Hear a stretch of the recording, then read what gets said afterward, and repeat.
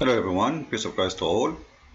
In this video we will talk about something really important, and I hope people will listen carefully. And this is my message actually to the Muslims before anyone else. Now I will play an old debate, which I don't really consider a debate. It's as much as a conversation with a teenage. His name is Osama Abdullah, who claimed that he have answers, but each time he tried to prove something, he proved his, like his prophet and his religion is very bad religion. Now after, this is how Muslims, they play games. In order to get confirmation of something, you have to corner them for a few hours before you can get the answer. Now this is what we had from Osama Abdullah after chasing the answer. Listen carefully, because this is what will be our topic. It's about the Prophet of Islam under the satanic control, or the Satan control. And the argument now between me and him, it is for how long Muhammad was controlled by Satan. Which means he don't deny that his prophet was controlled by Satan. Now the problem is for how long. Alright? So listen carefully, and then we will go and show some stories from the Islamic books. It's been confirmed in the two Sahihs, that's Muslim and Bukhari, what he means, and others from them, that the Prophet, peace be upon him, was bewitched by Labib ibn al-A'sam from the Jews, and the period that he bewitched him in was 40 days. 40. Continue reading, don't stop. It's not 40 days. You stopped. Please, read. I will make you make victory. Read. It's not 40 days. Read it. 40 days. Why you stopped? Read your mic.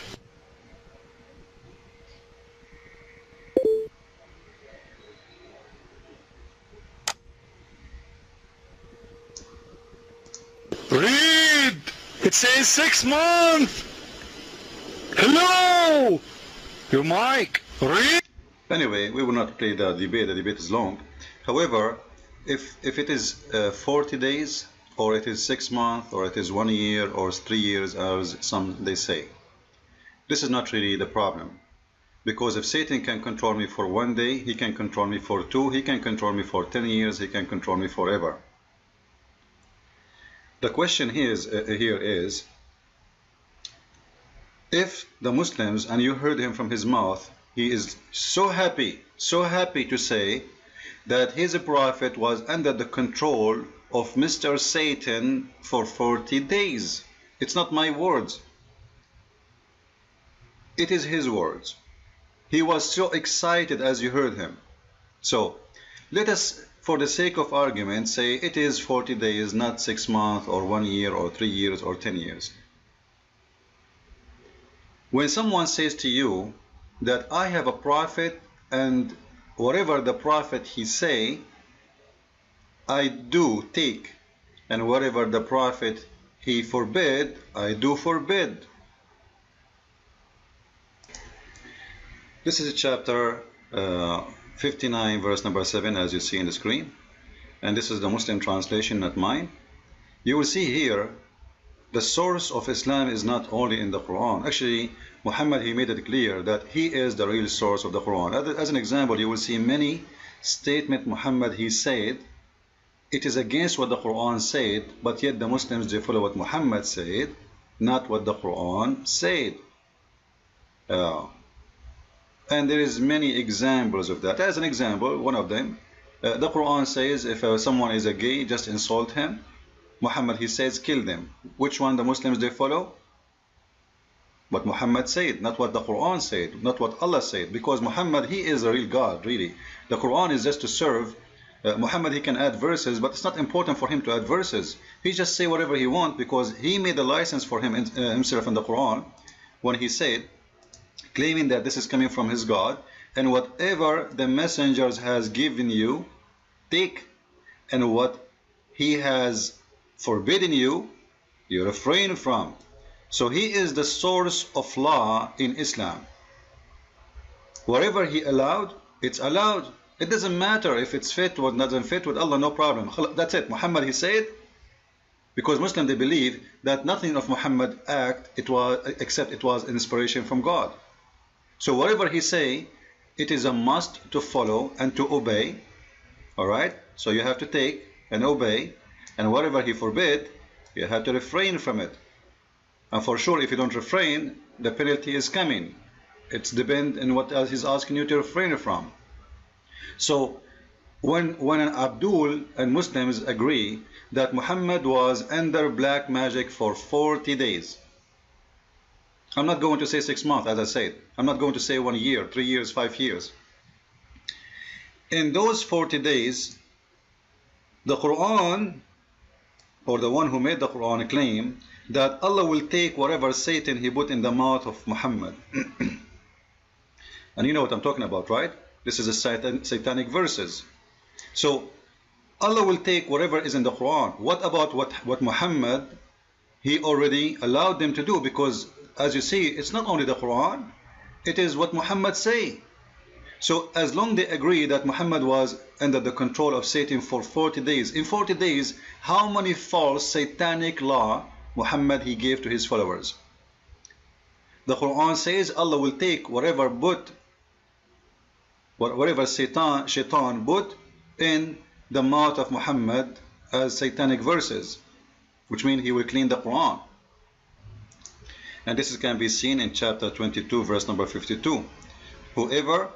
Whenever Satan he throw satanic verses when Muhammad he recite, okay, where Muhammad he recite the message, which means the Quran, Satan proposed opposition, which means he is giving him a false recitation for the Quran. So Allah is going to abolish that. Okay, what about the hadith? What about what Muhammad ordered? Same time, that is a very clear contradiction for what the Quran says. Because as long the Muslims and the Quran and the hadith admitted that Muhammad was under the control of Satan, then the Quran, all of it, is nothing but a fabrication. Number one, what is my guarantee that this verse itself, the one that says Allah will abolish whatever Quran came from Satan, itself is not made by Satan himself, just to make the Muslims relax, just to make the Abdul believe that, don't worry, be happy, we will take it off. Alright? So how I can guarantee, as long Muhammad already is under the control of Satan, how I can guarantee that this verse itself, it's not made by Satan? Secondly, why the one who made this verse did not tell us which verses Allah will abolish, so people they will learn and they will forget about them? They will not memorize them. They will not follow them. He never said which verses. How we will know which verses now is the one we should not follow and those from Satan? Never mentioned in the Quran. Same time, that is a huge contradiction for the Quran itself. Let us see together. We will take them one by one. Chapter 14, verse number 22. It says, by the way, according to Islam, Satan is a good Muslim. Satan is a Muslim. Actually, Muhammad, he said, I converted my Satan to Islam. Just put that in your mind. However, still he do his job as a Satan.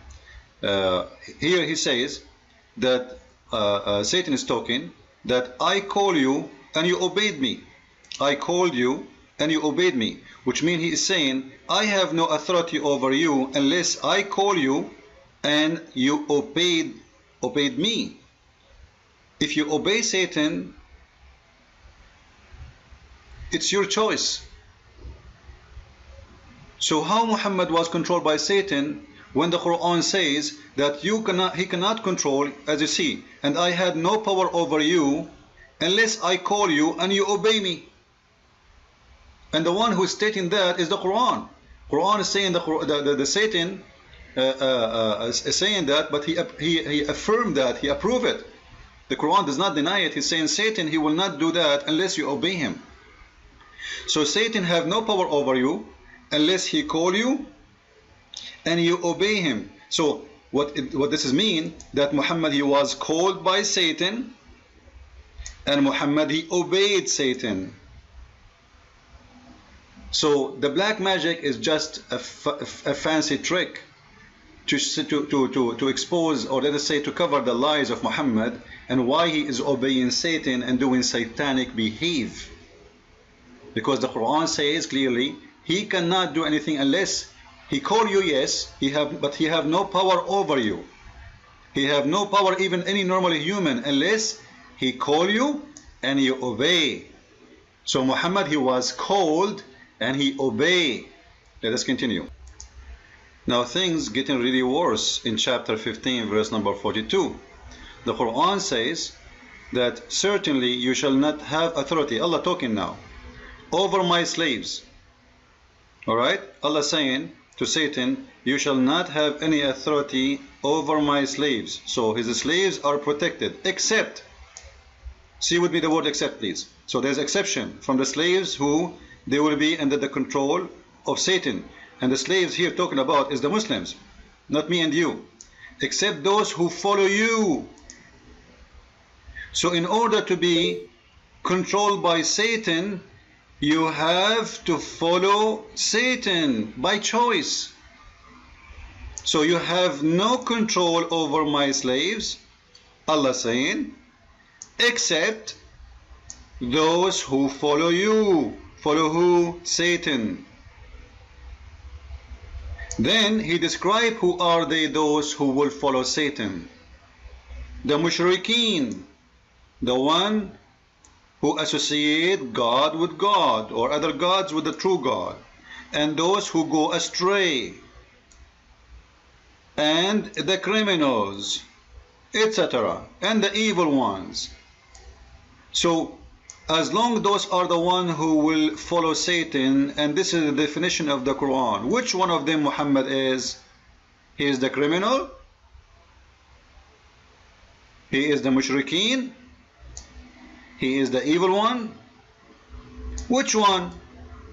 Whatever you choose, your prophet doesn't fit to be from the good slaves of Allah. Because as you see, that Satan have no power over the good one.